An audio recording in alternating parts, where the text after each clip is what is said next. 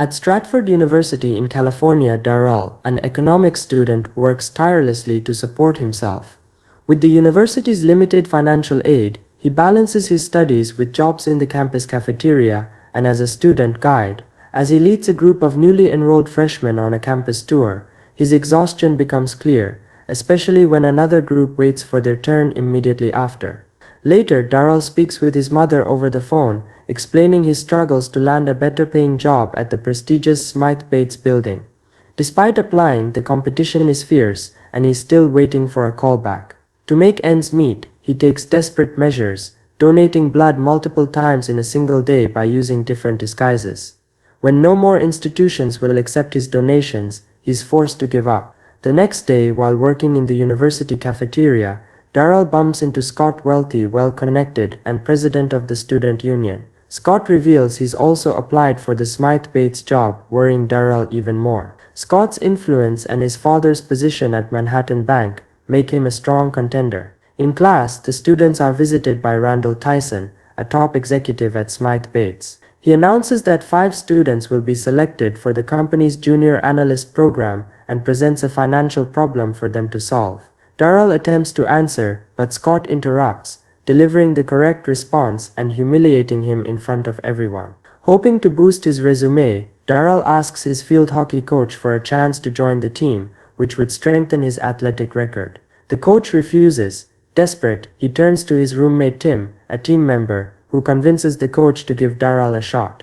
But with no field hockey experience, Darrell's first practice is a disaster. He gets pelted with pucks and barely keeps up. Later, while collecting garbage on campus, Darrell spots a poster offering a $3,000 reward for participants in a pharmaceutical trial. Driven by his financial struggles, he signs up despite the warnings of severe side effects. At the lab, Dr. Whedon explains the substance will heighten his senses tenfold. Ignoring the risks, Darrell takes the chemical, eager for the payment. That night, at a student council party, Darrell approaches Scott and asks to join his team to prove his intellectual abilities. Scott cruelly rejects and humiliates him in front of their peers. Feeling defeated, Darrell returns home and decides to test the substance's effects. The next day, during the crucial assessment for the junior analyst position, the drug's side effects kick in. Darrell's senses become overwhelming, every sound and smell magnified. Panicked and disoriented, he disrupts the exam. The professor, furious, warns him to stay silent or be expelled from the room.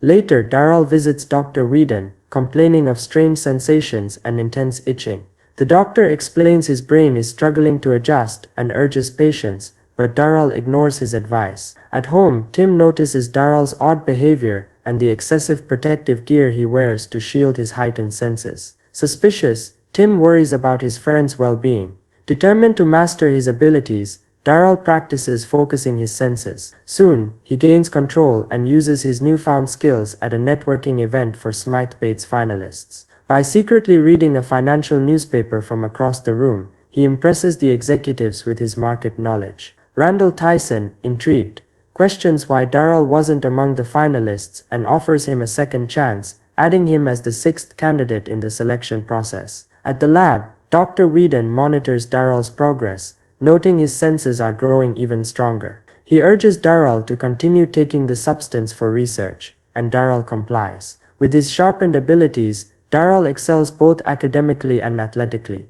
He earns a spot on the field hockey team after catching a fast-moving puck with lightning reflexes. In their next game, his skills help lead the team to its first victory in years. As the Smythe Bates selection process continues, Darrell uses his heightened hearing to eavesdrop on executive conversations, preparing perfect responses. Randall dismisses Scott and takes Darrell under his wing, impressed by his dedication and knowledge. However, Darrell's reliance on the drug grows dangerous. Overdosing causes his senses to spiral out of control, leaving his body unstable and his health in jeopardy. Despite Dr. Whedon's warnings to rest, Darrell pushes ahead, determined not to miss the final evaluation. At a crucial business meeting with a potential client, Darrell's senses malfunction again, leading to bizarre and embarrassing behavior. Yet, his unpredictability somehow charms the client, sealing the deal for Smythe Bates. Back on campus, Darrell's erratic actions strain his personal life.